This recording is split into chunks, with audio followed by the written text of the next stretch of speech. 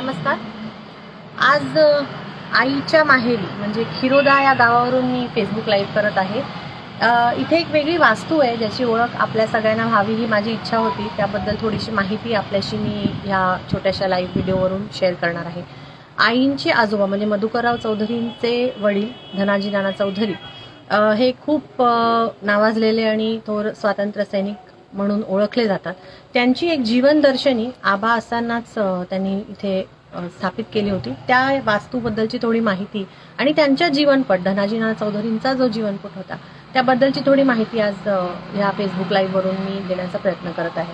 आपण इथे बघू शकता की ह्या वास्तूची जो एक जीवन दारासाहेब चौधरी जीवन दर्शनी जी आहे त्याचं उद्घाटन 28 डिसेंबर 1998 मध्ये झालेले होतं आणि भारताचे माजी पंतप्रधान इंद्रकुमार गुजराल आणि शरद पवारजी यांच्या हस्ते त्या वास्तूचं उद्घाटन झालं होतं। धनाजी नाना चौधरी यांचा जीवनपट या वास्तूमध्ये अनेक वेगवेगळ्या पद्धतीने पेंटिंग काही मॅन्युफॅक्चरर्स असं करून आबांच्या दृष्टिकोनातून खरं आबांनी हे सगळं डिझाईन केलं होतं आणि ह्याची थोडीशी ओळख व्हावी हा माझा छोटासा प्रयत्न आहे। आपण आज बघू शकता की सुरुवातीला गांधीजींचं एक खूप छान स्कल्पचर इथे आहे आणि धनाजी नाना चौधरी हे खरं तर ब्रिटिश आर्मीमध्ये एक ऑफिसर होते आणि त्यांनी कुठल्या पद्धतीने त्यांची ही ब्रिटिश आर्मीमधली नोकरी सोडली आणि पूर्णपणे स्वातंत्र्याच्या ह्या चळवळीला त्यांनी वाहून घेतलं।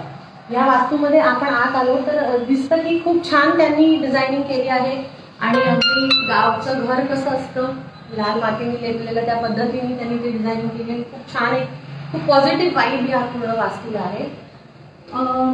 धनाजी नाना चौधरींचं एकूणच जीवनपट वेगवेगळ्या पद्धतीने या वास्तूमध्ये त्यांनी दिलेला आहे। त्यांचा जन्म हा 14 मे 1891 अशा दिवशी झाला होता आणि त्यांच्या घरामध्ये तशी काही पार्श्वभूमी फार सोशल वर्क किंवा राजकीय पार्श्वभूमी नव्हती, पण एक ब्रिटिश आर्मीमध्ये काम करणारा एक युवक आणि त्यांनी सगळी जेव्हा परफट बघितली भारतीय जनतेची आणि गांधीजींनी जेव्हा खरं म्हणजे खऱ्या अर्थाने या सगळ्या लढ्याला एक लिडरशिप दिली आणि पुढे आले गांधीजी, तेव्हा हे सगळे युवक त्यांच्या अवतीभोवती एकत्र झाले आणि त्यांनी आपलं आयुष्य या सगळ्या चळवळीला दिलं। 1930 मध्ये दादासाहेब चौधरींनी आपली नोकरी जी होती ब्रिटिश आर्मीमधली ती त्यांनी सोडली आणि नाशिकमध्ये त्यांनी तो राजीनामा आयजी पर्यंत पोहोचवला 1930 मध्ये आणि नाशिकलाच मग त्यांनी राष्ट्रीय ध्वजाला वंदन करून या सगळ्या चळवळीला वाहून घेतलं। त्यानंतर ते त्यांच्या खिरोदा गावी इथे परतले आणि खिरोदा गावामध्ये त्यांनी स्वराज्य आश्रमाची स्थापना केली।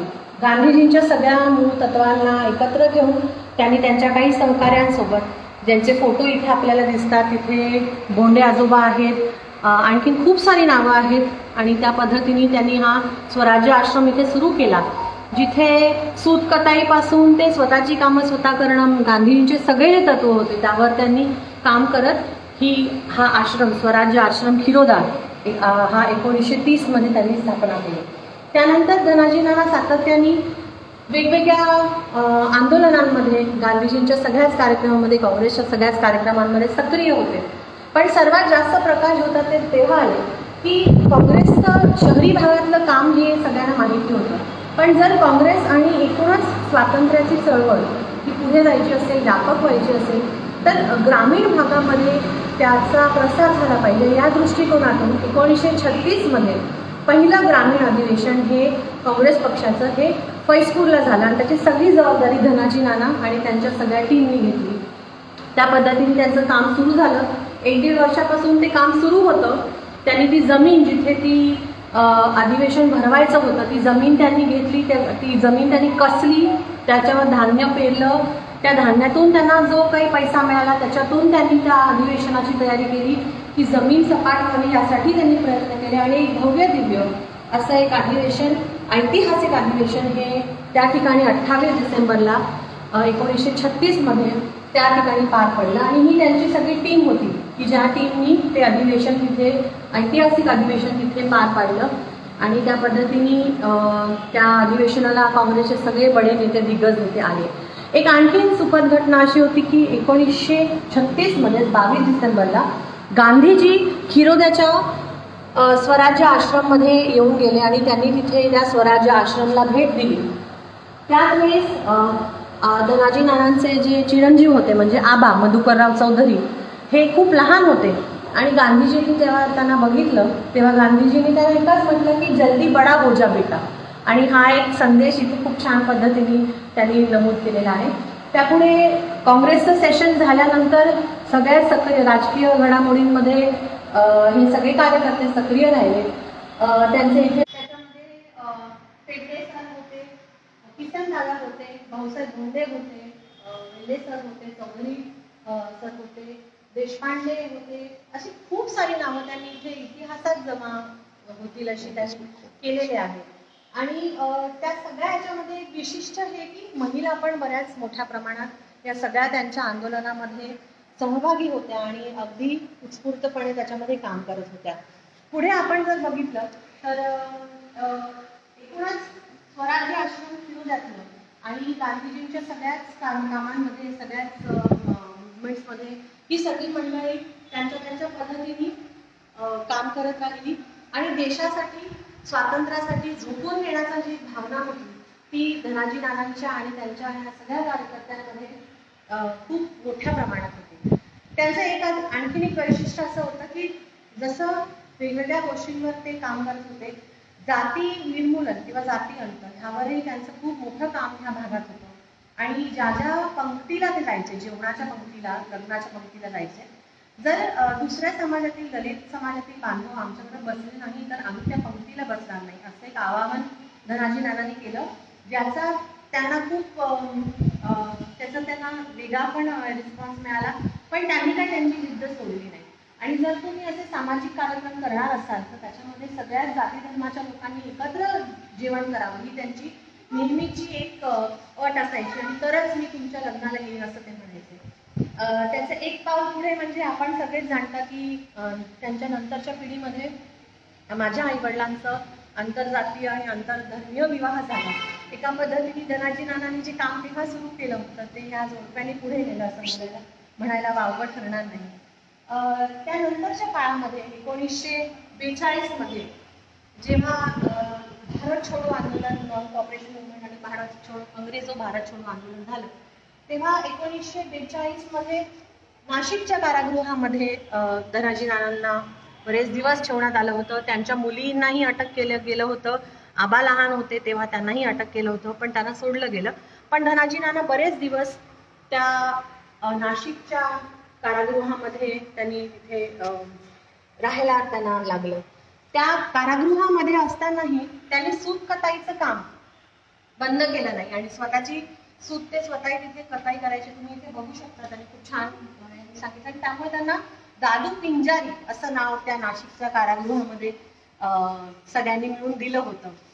पुढच्या भागामध्ये आपण बघू शकतो की जसं जसं हे काम त्यांनी पुढे नेलं, स्वातंत्र्य चळवळीचं काम पुढे नेलं, काही लोकांचा त्याला हे म्हणजे विरोधही होता, सामाजिक होतं कारण सामाजिक राजकीय कामात ते होते. आणि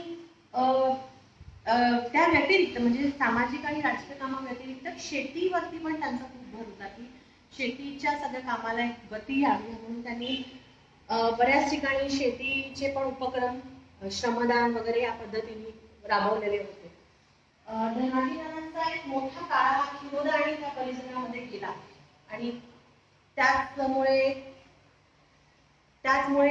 त्यांना या भागामध्ये खूप वेगळ्या पद्धतीने लोक ओळखतात. त्याच्यानंतर 1952 मध्ये संध्याकाळच्या वेळीच त्यांच्या कुटीमध्ये ते असताना एका अज्ञात व्यक्तीने येऊन त्यांची हत्या केली. त्यांच्या मुली त्यांच्यासोबत होत्या आणि एक खूप दुर्दैवी क्षण तो सगळ्याच या परिसरासाठी होता. पण त्यांनी जे काम इथे उभं केलं हे लोकांच्या स्मरणात सदैव राहतं आणि आजही आहे.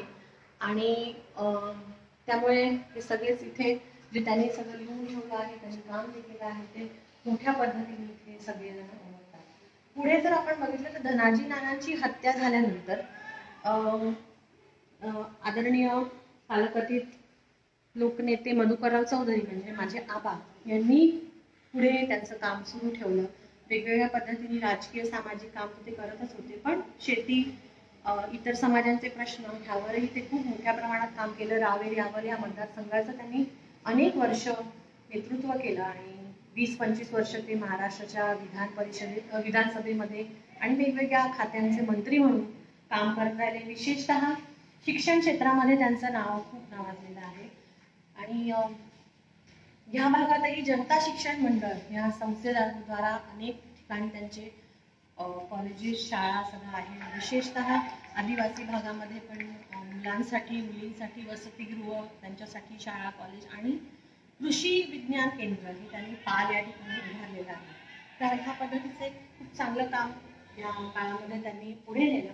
आणि आता त्यांच्या नंतर आदरणीय माझे मामा शिरीषदादा चौधरी आता रावेर आणि यावरचे आमदार आहेत आणि तेही ह्या तिसऱ्या पिढीचं नेतृत्व करत आहेत आणि अगदी जोरकस आणि त्यांचंही काम तुम्ही बघू शकता. एकात्मिक कृषी विकास कार्यक्रम हा जो पालच्या संस्थेचा पूर्ण कार्यक्रम आहे, तिथे वेगवेगळ्या पद्धतीने आदिवासी आणि बिगर आदिवासी अशा सगळ्या कृषीमध्ये काम करणाऱ्या शेतकऱ्यांसाठी विविध उपक्रम राबवले जातात. असं हे एक ही छोटीशी वास्तू आहे धनाजी नानांची जीवनदर्शिनी, पण 3 पिढ्यांचं काम या जीवनदर्शिनीमध्ये खूप छान पद्धतीने आबांच्या संकल्पनेतून दर्शवलेलं आहे. आपण ह्या भागामध्ये जर आलात कधी जळगाव रावेर तर जरूर ह्या वास्तूला आपण भेट द्या. आणि इथे जो इतिहास घडलेला आहे आणि काँग्रेस कार्यकर्त्यांसाठी तर आणखीनच अभिमानाची गोष्ट आहे की फैजपूर इथून अगदी 12 किलोमीटरवरच आहे. त्या फैजपूरच्या एका ऐतिहासिक भूमीमध्ये पण आपण जाऊ शकता, बघू शकता आणि या वास्तूचा आपण अनुभवू शकता. धन्यवाद.